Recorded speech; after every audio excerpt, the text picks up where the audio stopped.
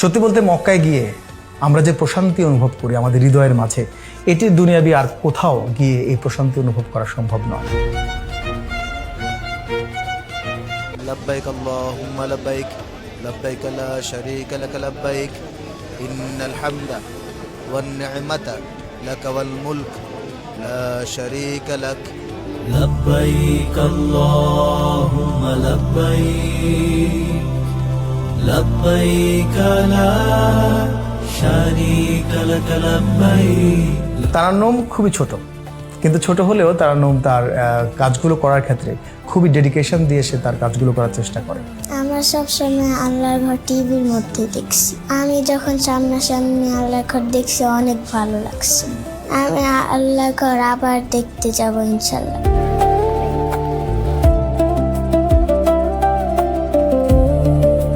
কবুতরকে খাওয়াইছি, অনেক ঘুরছি, অনেক মজা করছি।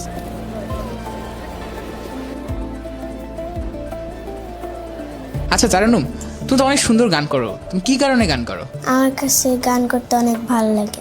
আল্লাহর কথা থাকে, আমাদের প্রিয় নবীর কথা থাকে, ইসলামের কথা থাকে, এবং এর মাধ্যমে মানুষের কাছে সত্য সুন্দরের মেসেজ পৌঁছানো যায়। সেজন্যই আমি গান গাই।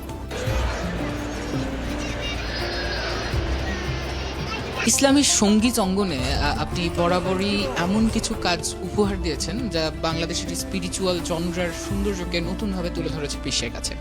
একজন শিল্পী হিসেবে আসলে সফলতা কি আপনার কাছে? সফলতা তো বরাবরের মতোই আপেক্ষিক একটি বিষয়। সফলতাকে এক একজন এক একভাবেই কিন্তু ডিফাইন করবে, বাট আমার কাছে সফলতা একজন শিল্পী হিসেবে যদি বলতে চাই তাহলে এভাবেই আমি বলবো যে আমরা যে জনরাতে কাজ করছি এই কাজগুলো দুনিয়ার মানুষের কাছে পৌঁছানোর পাশাপাশি যার জন্য করছি তার কাছে যদি আমরা পৌঁছাতে পারি তাহলে মূলত আমরা সফল। কাবা শরীফে তো আপনি একাধিকবার শুটিং করছেন, আবার পৃথিবীর অনেক জায়গাতেই আপনার শুটিং করার আমরা দেখেছি যে আপনি আপনার শুটিং করার ক্ষেত্রে বা ভিজুয়াল রিপ্রেজেন্টেশনের মধ্যে আপনি সবসময় ট্রাই করেন নতুন কিছু তুলে ধরার, মানুষকে নতুনভাবে একটা ক্যানভাস দেখানোর। তো সেই জায়গা থেকে আসলে এই যে মক্কাতে গিয়ে বা মদিনায় গিয়ে যে আপনারা শুটিং করছিলেন, সেই এই লোকেশনটা আসলে সিলেকশন করার পিছনে আপনাদের চিন্তাটা কি ছিল? কাবা ঘরকে সিলেক্ট করা এটি আমার কাছে মনে হয় প্রত্যেক মুসলিম আর্টিস্টদের জন্য একটি ড্রিম, কারণ এটি খুব সহজসাধ্য বিষয়ও নয়। পাশাপাশি সৃষ্টির জন্য গান করা, স্রষ্টার জন্য গান করা, দুটি বিষয়ই কিন্তু খুব গভীর।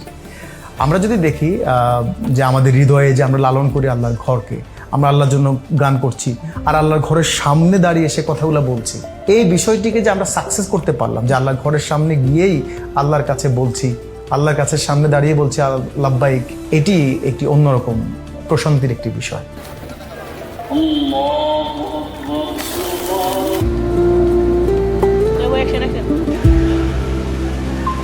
তাজওয়ার, তুমি কাবা শরীফে গিয়ে কি কি করেছিলে? আল্লাহর করছি আর হচ্ছে মক্কা মদিনায় গেছি, তারপর হচ্ছে কবুতরকে দেখছি, কবুতরকে খাওয়াইছি, আমি আবার শুটিং করছি।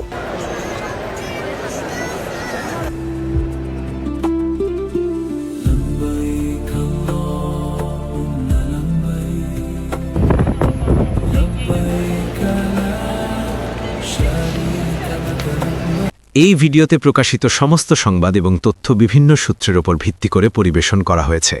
আমাদের লক্ষ্য বস্তুনিষ্ঠ সংবাদ প্রচার করা। কোনো ঘটনার দ্বারা কাউকে ব্যক্তিগতভাবে আঘাত করা আমাদের উদ্দেশ্য নয়।